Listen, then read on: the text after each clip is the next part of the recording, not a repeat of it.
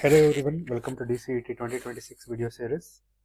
Last minute preparation series ಆಗಿ ಇಲ್ಲಿ unit 3 ಅಲ್ಲಿ measure of location and dispersion chapter ಅಲ್ಲಿ ನಾನು ಇವತ್ತೊಂದು ಮೈಂಡ್ ಮ್ಯಾಪ್ನ ಎಕ್ಸ್ಪ್ಲೈನ್ ಮಾಡ್ತಾ ಬರ್ತೀನಿ. That might be helpful for your final day preparation. ಇದರಲ್ಲಿ we have 3 different concepts, that is determination of central tendencies, determinations of absolute measures of dispersions and skewness and kurtosis graphs. ಈ ಮೂರು ಟಾಪಿಕ್ನ ಈ ಒಂದು chapter ಅಲ್ಲಿ ತಿಳ್ಕೊತಾ ಬರ್ತೀರಾ. Let's move on to the mind map where you can learn about how to measure the location and dispersion. To measure a central tendency, that is location, we have 3 different means. So that is, before going to that, what do you mean by measures of central tendency? So measures of central tendency andre, these are the statistical tools used to determine single representative value that describe the entire data set. Andre complete data ಸೆಟ್ನ describe ಮಾಡಬೇಕು ಅಂತ ಹೇಳಿದ್ರೆ ಅದನ್ನು ಒಂದು single representative ಏನು ವ್ಯಾಲ್ಯೂವಿಂದ ಅದನ್ನು define ಮಾಡಿದ್ರೆ V can call it us measure of central tendency ಅಂತ ಕರಿತೀವಿ. ಕಂಪ್ಲೀಟ್ ಮೆಜರ್ ಆಫ್ ಸೆಂಟ್ರಲ್ ಟೆಂಡೆನ್ಸಿನ ಒಂದು ವ್ಯಾಲ್ಯೂವಿಂದ ರೆಪ್ರೆಸೆಂಟ್ ಮಾಡಿದ್ರೆ V can call it us measure of central tendency ಅಥವಾ ಲೊಕೇಶನ್ ಅಂತ ಕರಿತೀವಿ. The importance of measure of central tendency ಏನಪ್ಪ ಅಂತ ಹೇಳಿದ್ರೆ it simplifies the large data into one values. ನಿಮ್ಮ ಹತ್ರ ಇರೋ ಲಾರ್ಜ್ ಡೇಟಾನ ಒಂದು ವ್ಯಾಲ್ಯೂ ಆಗಿ ನಿಮಗೆ ಎಕ್ಸ್ಪ್ಲೈನ್ ಮಾಡುತ್ತೆ. It helps in comparison of data set. So different data ಸೆಟ್ಸ್ನ ಕಂಪೇರ್ ಮಾಡೋದಕ್ಕೆ measure of central tendency important. Used in decision making ಮಾಡಬೇಕಾದ್ರೆ ನಾವು ಈ ಸೆಂಟ್ರಲ್ ಟೆಂಡೆನ್ಸಿನ ಯೂಸ್ ಮಾಡಿಕೊಂಡು ನಾವು ಐಡೆಂಟಿಫೈ ಮಾಡ್ತೀವಿ ಯಾವುದು ಅದ್ರದ್ದು ಮೀನು, ಮೋಡು, ಮೀಡಿಯನ್ ಅಂತ. So there are 3 main measures of central tendency already ಹೇಳಿದಾಗೆ. ಸೊ ಮೀನ್, ಮೀಡಿಯನ್ ಆ್ಯಂಡ್ ಮೋಡ್ಗೆ ನಾವು 3 ಮೈನ್ ಮೆಜರ್ಸ್ ಅಂತ ಕರಿತೀವಿ. So let us learn one by one. What do you mean by mean? The mean is equal to sum of all the values. ನಿಮ್ಮ ಹತ್ರ ಇರುವಂತಹ data ಸೆಟ್ಟಲ್ಲಿರೋ ಎಲ್ಲ ವ್ಯಾಲ್ಯೂಸ್ನ ಆ್ಯಡ್ ಮಾಡಿ divided by number of values. Total number of ವ್ಯಾಲ್ಯೂಸ್ನ count ಮಾಡಿ divide ಮಾಡಿದ್ರೆ ನಿಮಗೆ ಸಿಗುವಂಥದ್ದೇ ಮೀನ್. ಸೊ ಫಾರ್ಮುಲಾ ಬಂದು sum of all observation divided by total number of observation. So ಇದನ್ನು ನಾವು ಎಕ್ಸ್ ಬಾರ್ ಅಂತಲೂ ನಾಮನ್ಕ್ಲೇಚರ್ ಮಾಡ್ತೀವಿ ಅಥವಾ ಮ್ಯೂ ಅಂತಲೂ ಕರಿತೀವಿ. 2 ಸಿಂಬಲಿಂದನೂ ಕೂಡ ನಾವು ಅದನ್ನು ನಾಮನ್ಕ್ಲೇಚರ್ ಮಾಡ್ತೀವಿ. ಇದು ಎಲ್ಲಿಗೆ ಯೂಸ್ ಆಗುತ್ತೆ ಅಂತ ಹೇಳಿದ್ರೆ it can be used for both discrete and continuous data. Discrete data ಮತ್ತು ಕಂಟಿನ್ಯೂಸ್ ಡೇಟಾ ಎರಡಕ್ಕೂ ಕೂಡ ಮೀನನ್ನು ನಾವು ಕರಿತೀವಿ.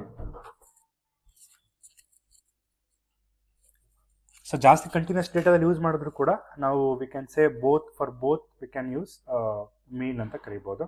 ಇನ್ನು ಮೀಡಿಯನ್ಗೆ ಬಂದರೆ, so median is a middle value of the data set. ನಿಮ್ಗೆ ಏನೋ ಒಂದು ಡೇಟಾ ಕೊಟ್ಟಿದ್ರೆ ಅದರದ್ದು ಮಿಡಲ್ ವ್ಯಾಲ್ಯೂನ ಮೀಡಿಯನ್ ಅಂತ ಕರಿತೀವಿ. ಅದನ್ನು first of all you need to put in ascending and descending order. So median ಹೆಂಗೆ ಕ್ಯಾಲ್ಕುಲೇಟ್ ಮಾಡ್ತಾರೆ? ಆಡ್ ಟರ್ಮ್ಸ್ ಇದ್ರೆ ಮಿಡಲ್ ವ್ಯಾಲ್ಯೂ ತಗೋತಾರೆ, ಈವನ್ ಟರ್ಮ್ಸ್ ಇದ್ರೆ ಆವರೇಜ್ ಆಫ್ 2 ಮಿಡಲ್ ವ್ಯಾಲ್ಯೂಸ್ ತಗೋತಾರೆ. ಸೊ ಇದಕ್ಕೆ ನಾವು ಮೀಡಿಯನ್ ಅಂತ ಕರಿತೀವಿ. ಇನ್ coming to the last measure of central tendency, that is mode. So ಏನು ಮೋಡ್ ಅಂದರೆ, mode is the value that occurs most frequently in a data set. Complete data ಸೆಟ್ಟಲ್ಲಿ ಏನು ಎಲ್ಲ ರಿಪೀಟ್ ವ್ಯಾಲ್ಯೂಸ್ ಏನಾದರೂ ರಿಪೀಟ್ ಆಗಿದ್ರೆ ಆ ಒಂದು ಇದಕ್ಕೆ ಮೋಡ್ ಅಂತ ಕರಿತೀವಿ. So easy to identify, use it for categorical data. ಈ ಎರಡನ್ನೂ ಸೊ ಕೊಟ್ಟಿರೋ ಡೇಟಾ ಸೆಟ್ಟಲ್ಲಿ ಯಾವುದು ಫ್ರೀಕ್ವೆಂಟಾಗಿ ರಿಪೀಟ್ ಆಗಿದೆ, ಅಕ್ಕರ್ ಆಗಿದೆ ಅನ್ನೋದಕ್ಕೆ ನಾವು ಮೋಡ್ ಅಂತ ಕರಿತೀವಿ. ಸೊ ಇಲ್ಲಿ ನೀವು ನೋಡ್ಬೋದು, ಒಂದು ಎಕ್ಸಾಂಪಲ್ ತೊಗೊಳ್ಳೋಣ. 2, 4, 4, 5, 6 ಅನ್ನೋ ಒಂದು ಡೇಟಾ ಸೆಟ್ ಇದೆ. ಇದರಲ್ಲಿ ಮೀನ್ ಕಂಡುಹಿಡಿಬೇಕು ಅಂದರೆ you need to add all 2 + 4 + 4 + 5 + 6 divided by how many number of observations are there? 5 number of observation. If you add all this, 10, 15, 19, 21 divided by 4, 21. So 21 divided by 4 gives 4.2. In median andre middle value is 4 if it is odd number of series, and mode ಅನ್ನೋದ್ರೆ ಯಾವ number frequent ಆಗಿ ಅಕ್ಕರ್ ಆಗ್ತಾ ಇದೆ ಅಂತ ಅದು 4 ಅಂತ ತಗೋಬಹುದು. So you can try these questions. ನೋಡಿ, ಈ ಡೇಟಾ ಸೆಟ್ ಇದೆ, ಇದರಲ್ಲಿ ಮೀನು, ಮೀಡಿಯನು, ಮೋಡ್ ಹೆಂಗೆ ಕಂಡಿಡಿದು ಅಂತ ಈಗ ಆಲ್ರೆಡಿ ಹೇಳಿದ್ದೀನಿ.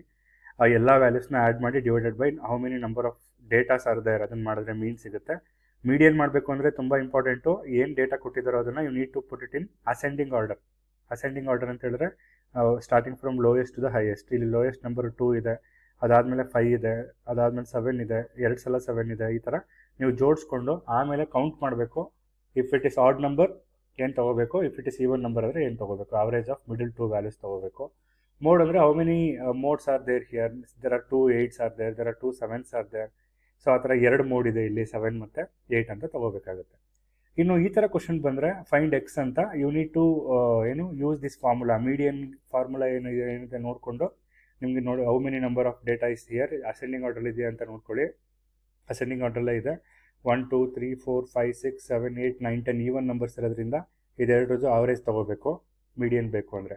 So median is nothing but X plus 2 divided by 2 ಆಗುತ್ತೆ.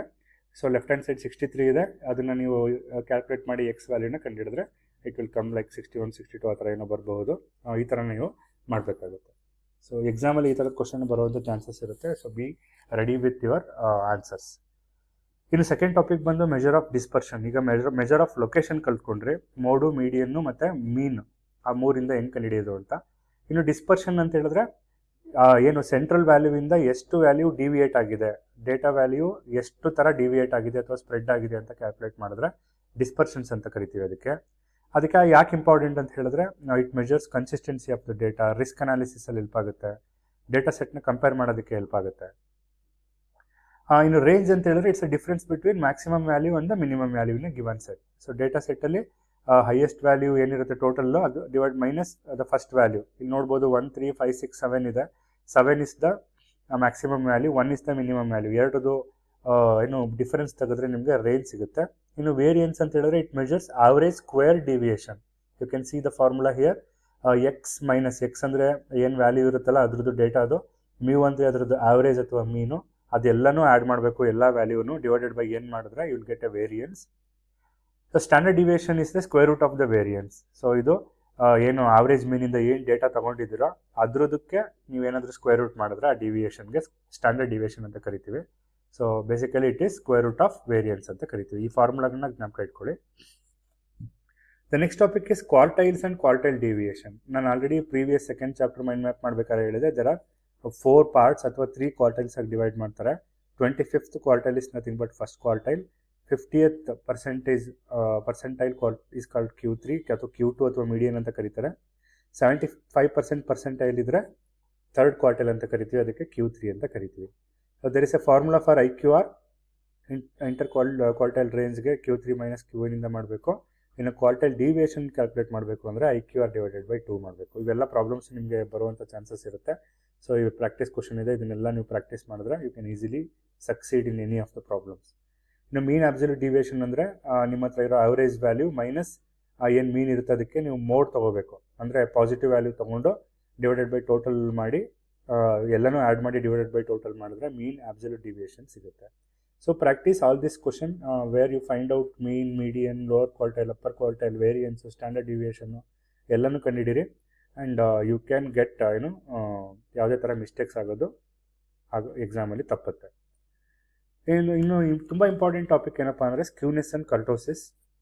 Skewness is nothing but asymmetry in the distribution. ಅಂದರೆ ನಾರ್ಮಲ್ ಡಿಸ್ಟ್ರಿಬ್ಯೂಷನ್ ಕಂಪೇರ್ ಮಾಡಿದ್ರೆ ಆ ಏನು ಗ್ರಾಫ್ ಇರುತ್ತೋ ಅದು ಸರಿಯಾಗಿ ಸಿಮಿಟ್ರಿಕಲ್ ಆಗಿರಲ್ಲ. ಒಂದು ಕಡೆ ಜಾಸ್ತಿ ಟೈಲ್ ಇರುತ್ತೆ, ಇನ್ನೊಂದು ಕಡೆ ನಾರ್ಮಲ್ ಟೈಲ್ ಇರುತ್ತೆ. ಸೊ ಅದಕ್ಕೆ ನಾವು ಅಸಿಮಿಟ್ರಿ ಅಂತ ಕರಿತೀವಿ. So skewness is a statistical measure that indicates the degree and direction of asymmetry. ಯಾವ ಕಡೆ ಡೈರೆಕ್ಷನ್ಗೆ ವಾಲ್ ಇದೆ ಮತ್ತು ಎಷ್ಟು ಡಿಗ್ರಿ ಅದು ಇಂಡಿಕೇಟ್ ಮಾಡಿದೆ ಅನ್ನೋದಕ್ಕೆ ನಾವು ಸ್ಕ್ಯೂನೆಸ್ ಅಂತ ಕರಿತೀವಿ. So compare to the mean ವ್ಯಾಲ್ಯೂಗೆ. ಇಂಪಾರ್ಟೆನ್ಸ್ ಏನಪ್ಪ ಇದ್ರದ್ದು, it helps in understand distribution shape. ಯಾವ ಶೇಪಲ್ಲಿದೆ ಡಿಸ್ಟ್ರಿಬ್ಯೂಷನ್ ಅನ್ನೋದನ್ನು ನಿಮ್ಗೆ ಕೊಟ್ಟಿರೋಂಥ ಡೇಟಾದಲ್ಲಿ ನೀವು ಅದನ್ನು ಐಡೆಂಟಿಫೈ ಮಾಡ್ಬೋದು. ಔಟ್ಲೈಯರ್ಸ್ ಅಥವಾ ಎಕ್ಸ್ಟ್ರೀಮ್ ವ್ಯಾಲ್ಯೂಗಳ ಬಗ್ಗೆ ನಿಮಗೆ ಒಂದು ಐಡಿಯಾ ಬರುತ್ತೆ. ಡೇಟಾ ಅನಾಲಿಸಿಸ್ ಮತ್ತು ಡಿಸಿಷನ್ ಮೇಕಿಂಗಲ್ಲಿ ನಾವು ಸ್ಕ್ಯೂನೆಸ್ಸನ್ನು ಯೂಸ್ ಮಾಡ್ತೀವಿ. So there are 3 types of skewness. ಮೊದಲನೇದು ಸಿಮಿಟ್ರಿಕಲ್ ಡಿಸ್ಟ್ರಿಬ್ಯೂಷನ್, ಎರಡನೇದು ರೈಟ್ ಸ್ಕ್ಯೂಡ್ ಅಥವಾ ಪಾಸಿಟಿವ್ ಸ್ಕ್ಯೂನೆಸ್, ಮೂರನೇದು ಲೆಫ್ಟ್ ಸ್ಕ್ಯೂಡ್ ಅಥವಾ negative skewness. You can see here symmetrical ಡಿಸ್ಟ್ರಿಬ್ಯೂಷನಲ್ಲಿ ಏನು ಸೆಂಟ್ರಲ್ ವ್ಯಾಲ್ಯೂ ಇದೆಯೋ ಮೀನು, ಮೀಡಿಯನ್ನು, ಮೋಡು ಮೂರು ಕೂಡ ಈಕ್ವಲ್ ಆಗಿರುತ್ತೆ. ಯಾವುದೇ ಥರ ಸ್ಕ್ಯೂನೆಸ್ ಇರಲ್ಲ. ಲೆಫ್ಟ್ ಹ್ಯಾಂಡ್ ಸೈಡ್ ಅಥವಾ ರೈಟ್ ಹ್ಯಾಂಡ್ ಸೈಡ್ಗೆ ವಾಲ್ ಇರಲ್ಲ. ಸೊ ಬೋತ್ ಸೈಡು ಈಕ್ವಲ್ ಆಗಿ ಡಿಸ್ಟ್ರಿಬ್ಯೂಟ್ ಆಗಿರುತ್ತೆ. ನಾರ್ಮಲ್ ಡಿಸ್ಟ್ರಿಬ್ಯೂಷನ್ಗೆ ಸಿಮಿಟ್ರಿಕಲ್ ಡಿಸ್ಟ್ರಿಬ್ಯೂಷನ್ ಅಂತ ಕರಿತೀವಿ. ಇನ್ನು ಪಾಸಿಟಿವ್ ಇದರಲ್ಲಿ tail is longer on the right side. So ಇಲ್ಲಿ ನೋಡ್ಬೋದು ನೀವು, ಇಲ್ಲಿ ಜಾಸ್ತಿ ಉದ್ದವಾದ ಟೈಲ್ ಕಾಣುತ್ತೆ ನಿಮ್ಮ ಡೇಟಾ ಸೆಟ್ಟಲ್ಲಿ. ಜಾಸ್ತಿ ವ್ಯಾಲ್ಯೂಸ್ ಏನಾಗುತ್ತೆ ಲೆಫ್ಟ್ ಸೈಡ್ಗೆ ಕಾನ್ಸಂಟ್ರೇಟ್ ಆಗಿರುತ್ತೆ. ಇಲ್ಲಿ ನೀವು ಅಬ್ಸರ್ವ್ ಮಾಡ್ಬೋದು formula, mean is greater than median greater than mode. ಮೀನು, ಮೀಡಿಯನ್ನು, ಮೋಡು ಈ ಥರ ರಿಲೇಷನ್ ಹೊಂದಿರುತ್ತೆ. ಮೀನ್ ಮೀಡಿಯನ್ಗಿಂತ ಜಾಸ್ತಿ ಇರುತ್ತೆ, ಮೀಡಿಯನ್ನು ಮೋಡ್ಗಿಂತ ಜಾಸ್ತಿ ಇರುತ್ತೆ. So some large values pull toward ಮೀನ್.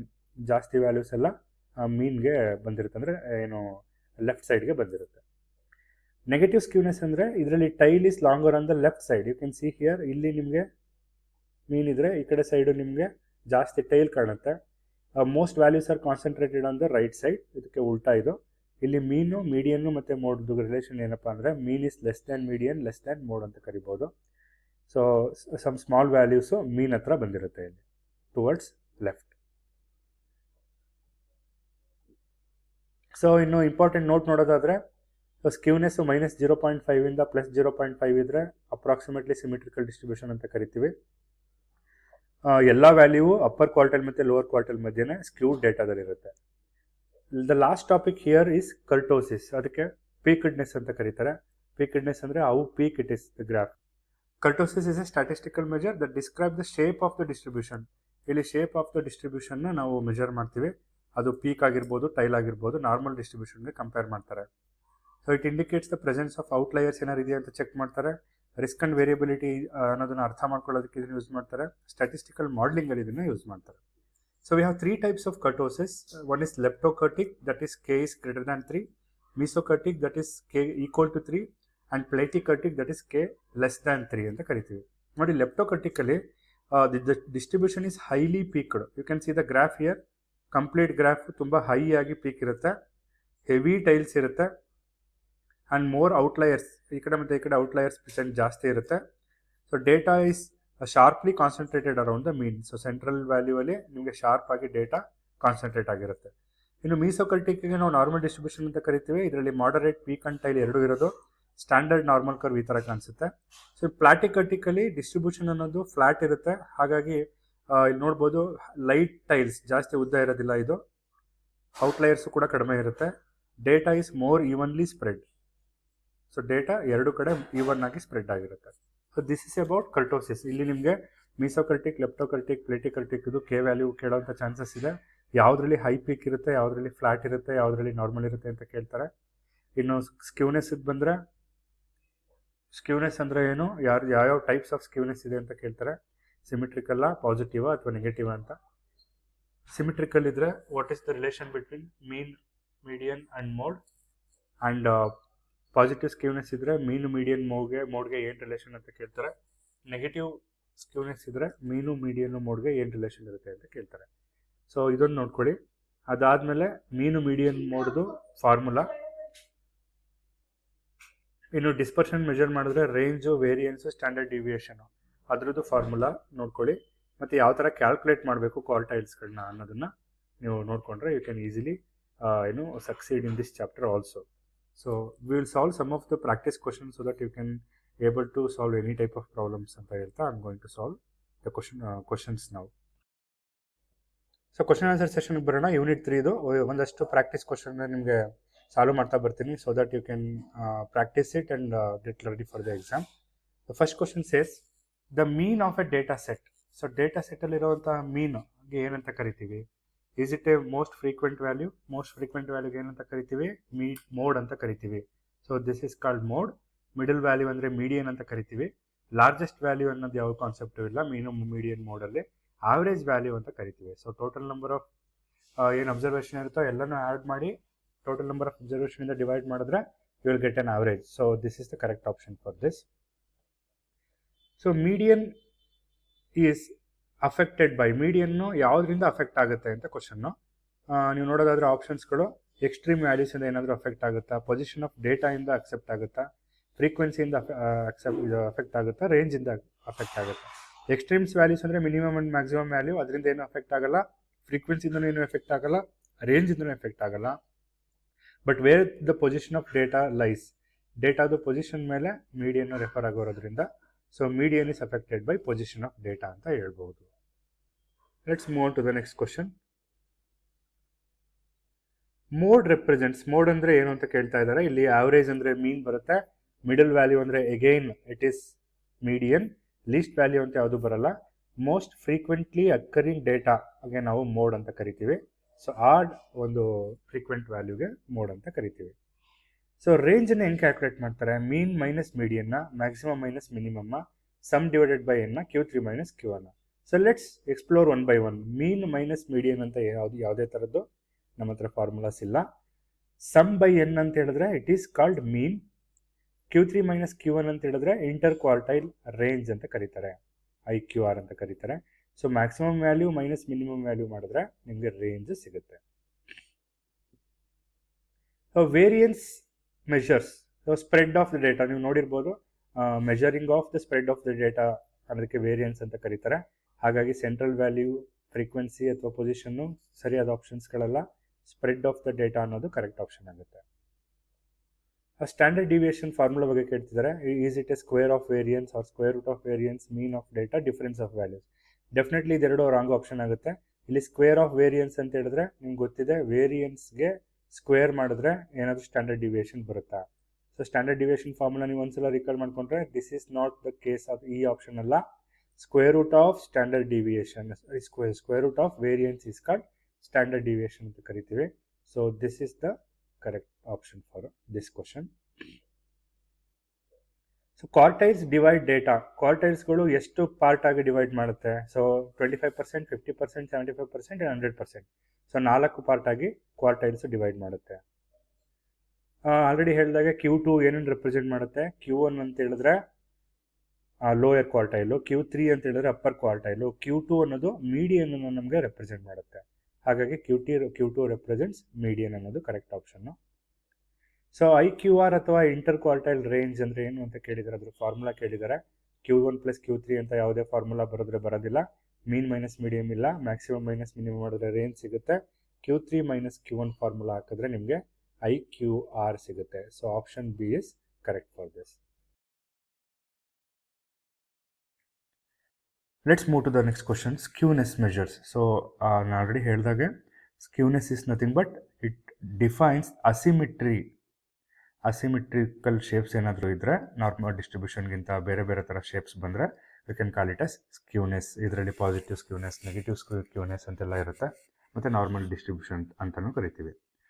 ಸೊ ಸಿಮಿಟ್ರಿಕಲ್ ಡಿಸ್ಟ್ರಿಬ್ಯೂಷನಲ್ಲಿ what is the condition between mean, median and mode ಅಂತ ನೋಡೋದಾದರೆ, so we have in symmetrical distribution, that is normal distribution, the mean is equal to median is equal to mode.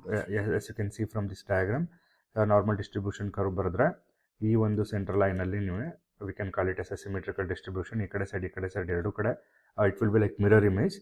So here in this distribution we can say mean is equal to median is equal to mode. So this is the correct answer for this.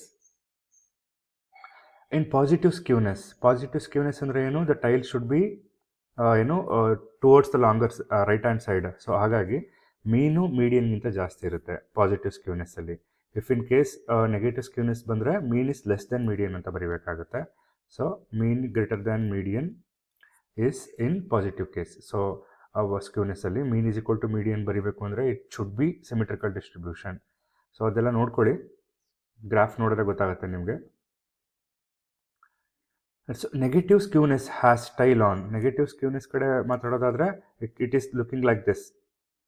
ಅಂದರೆ ಇಲ್ಲಿರುತ್ತೆ average, tail ಜಾಸ್ತಿ left hand ಸೈಡಲ್ಲಿ ಇರುತ್ತೆ. So positive ಇದರಲ್ಲಿ right hand ಸೈಡಲ್ಲಿ ಇರುತ್ತೆ. ಹಾಗಾಗಿ if it is right side ಅಂತ ಕೇಳಿದ್ರೆ ಪಾಸಿಟಿವ್ ಸ್ಕ್ಯೂನೆಸ್ ಅಂತ ಕೇಳಿದ್ರೆ ಇದಕ್ಕೆ ಟಿಕ್ ಹಾಕಿ. If it is negative skewness and the tail should be towards the left. ಹಾಗಾಗಿ this is the correct option for this question. Kurtosis ಅಂದರೆ ಏನು? So as the mind map ನಾನು ಹೇಳಿದಾಗೆ kurtosis shows peakedness. So which is highest peak ಇದೆ, ನಿಮ್ಮ distribution highest peak ಇದೆಯಾ, ಅಥವಾ normal distribution ಇದೆಯಾ, ಅಥವಾ ಫ್ಲ್ಯಾಟ್ ಟೈಪ್ ಇದೆಯಾ ಅನ್ನೋದನ್ನು ನಮಗೆ ತೋರಿಸ್ಕೊಡೋದು ಕರ್ಟೋಸಿಸ್ ಅನ್ನೋ ಒಂದು ಕಾನ್ಸೆಪ್ಟು. ಇದರಲ್ಲಿ we are not going to measure any central value, we are not going to measure any spread value, that is dispersion, we are not going to measure any frequency value also. So it will measure peakedness of a normal distribution curve ಅಥವಾ distribution curve ಅಂತ ಹೇಳ್ಬೋದು.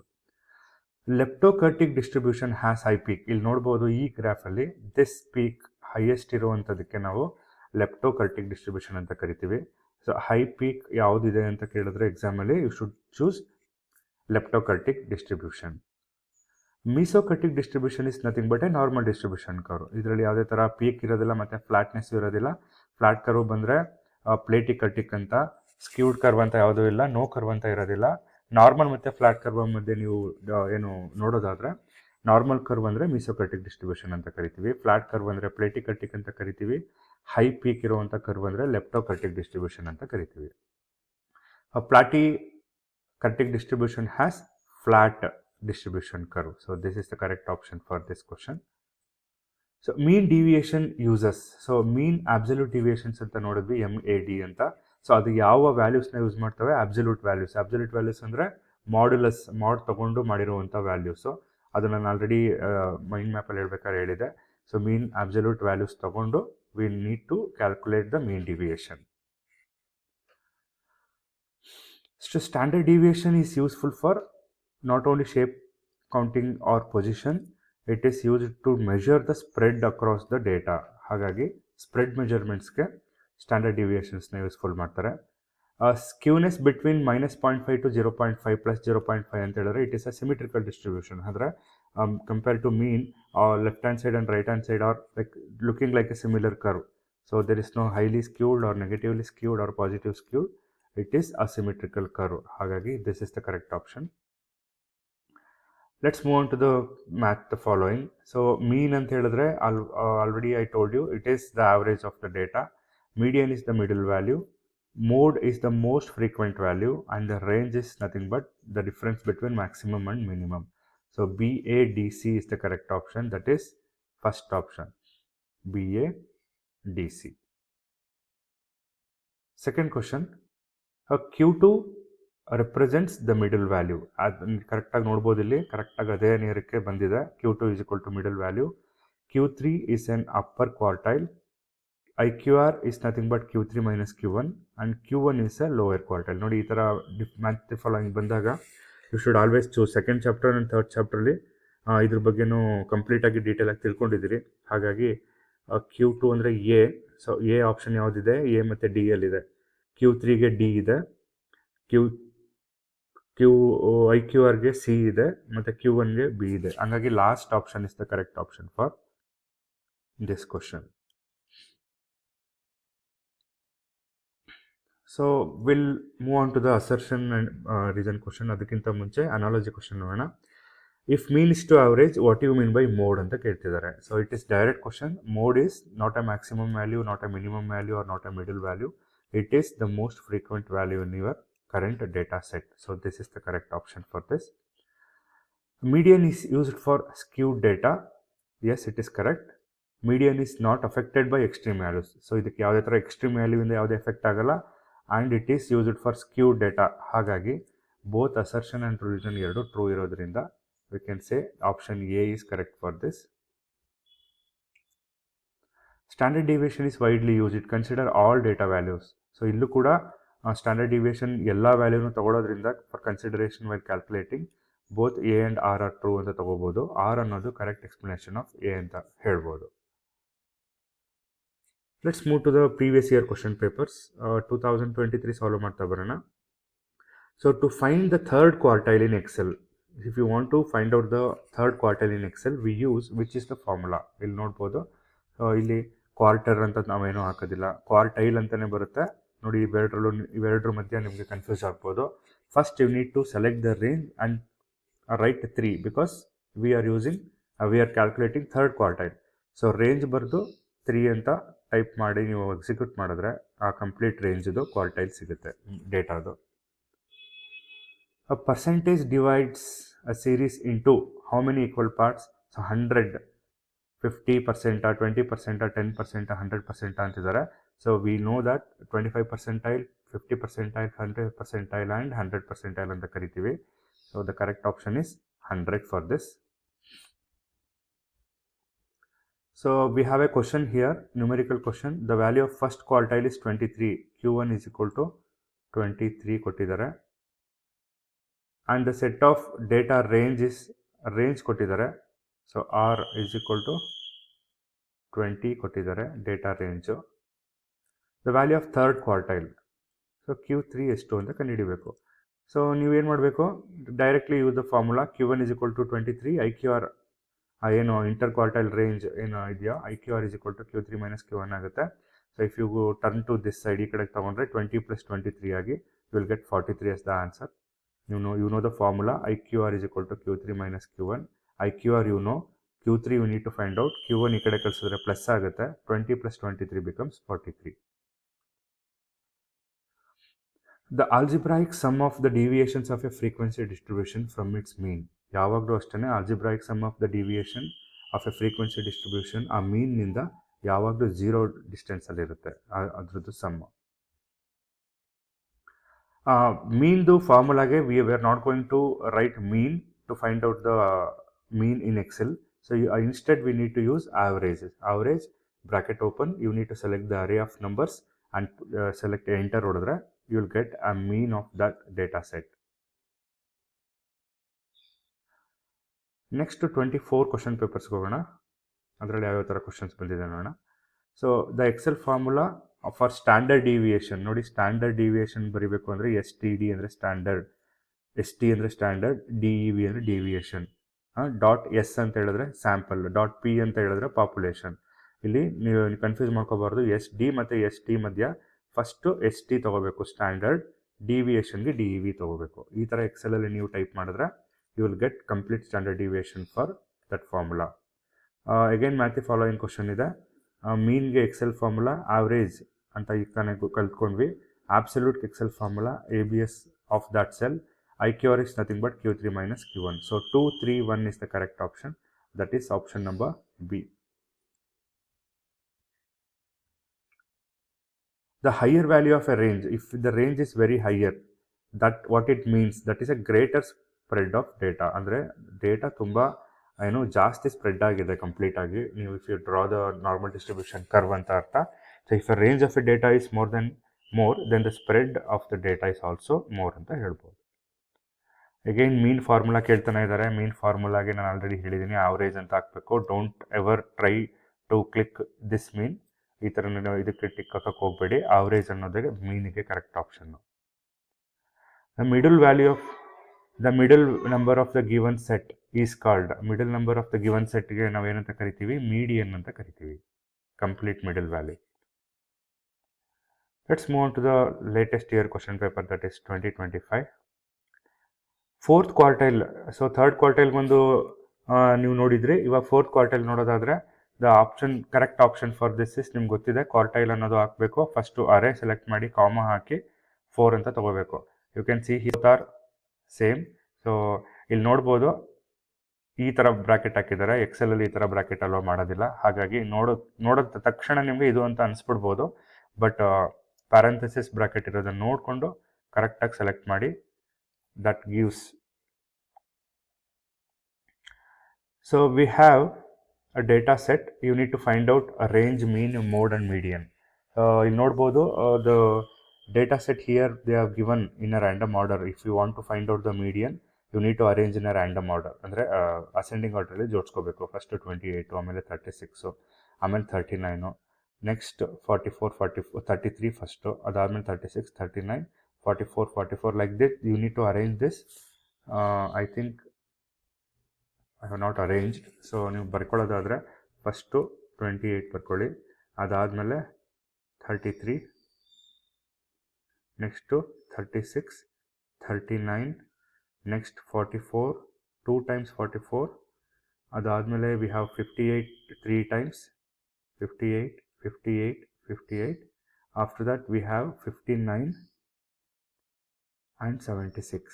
So ಈ ಥರ ಜೋಡಿಸ್ಕೊಂಡು ರೇಂಜ್ನ calculate ಮಾಡ್ಕೋಬೇಕು. First range ಅಂದರೆ ಏನು? Maximum minus minimum. 78ಅಲ್ಲಿ 58 ಹೋದರೆ 48. ಸೊ ಮೊದಲನೇದಕ್ಕೆ ಲಾಸ್ಟ್ ಆಪ್ಷನ್ನು. ನೆಕ್ಸ್ಟ್ ಏನು ಕೇಳಿದ್ದಾರೆ? ಮೀನ್ ಕೇಳಿದ್ದಾರೆ. ಮೀನ್ ಕೇಳಬೇಕು ಅಂದರೆ ಎಲ್ಲನೂ ಆ್ಯಡ್ ಮಾಡಿ ಡಿವೈಡೆಡ್ ಬೈ 11 ಡೇಟಾ ಇದೆ ಮಾಡಿದ್ರೆ you will get 48.4545. Next the mode is the most frequently occurring value, that is 58. Median is the centre value. So ನೀವು ಮಧ್ಯದಲ್ಲಿ ನೋಡಿದ್ರೆ centre value. If it is a odd number ಎಕ್ಸಾಕ್ಟಾಗಿ central ಇರುತ್ತೆ ತಗೊಳ್ಳಿ. ಈ ಕಡೆ ಸೈಡು ಕೂಡ 5 ನಂಬರ್ಸ್ ಇರುತ್ತೆ, ಈ ಕಡೆ ಸೈಡು ಕೂಡ 5 ನಂಬರ್ಸ್ ಇದೆ. So 44. The correct option is B.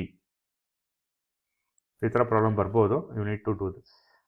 If the data of a data set is equal, variance ಮತ್ತು ಸ್ಟ್ಯಾಂಡರ್ಡ್ ಡಿವಿಯೇಷನ್ ಏನಾಗಿರುತ್ತೆ? ವೇರಿಯನ್ಸ್ ಮತ್ತು standard deviation is always equal if the data set is equal. For this what is the skewness ಅಂತ ಕೇಳ್ತಾ ಇದ್ದಾರೆ. ಇಲ್ಲಿ ನೋಡಿ, ಇಲ್ಲಿ ನೋಡ್ಬೋದು ಮಿಡಲ್ ವ್ಯಾಲ್ಯೂ ಕಂಪೇರ್ ಮಾಡಿದ್ರೆ this is symmetrical to this. Always for a symmetrical distribution skewness is 0. Left hand side right hand side ಎರಡು same ಇರೋದ್ರಿಂದ 0 ಇರುತ್ತೆ. ಸೊ ಕರ್ಟೋಸಿಸ್ ಈಕ್ವಲ್ ಟು 3 ಇದ್ರೆ it is a normal distribution, that is mesokurtic distribution. Mesokurtic, leptokurtic, platykurtic ಮತ್ತು leptokurtic ಅಂತಿದೆ. ಲೆಪ್ಟೋಕರ್ಟಿಕಲ್ಲಿ greater than 3 ಇರುತ್ತೆ, ಪ್ಲಾಟಿಕರ್ಟಿಕಲ್ less than 3 ಇರುತ್ತೆ. Equal to 3 ಇದ್ದರೆ that is normal distribution, that is mesokurtic. I hope ಎಲ್ರಿಗೂ ಒಂದಷ್ಟು information ಗೊತ್ತಾಗಿದೆ ಅನ್ಕೋತೀನಿ. ಇದೇ ಥರ ಕ್ವಶನ್ಸ್ನ ಪ್ರಿಪೇರ್ ಆಗಿ and do well your in examination. If you have any doubts you can give me a comment. Thank you so much for watching.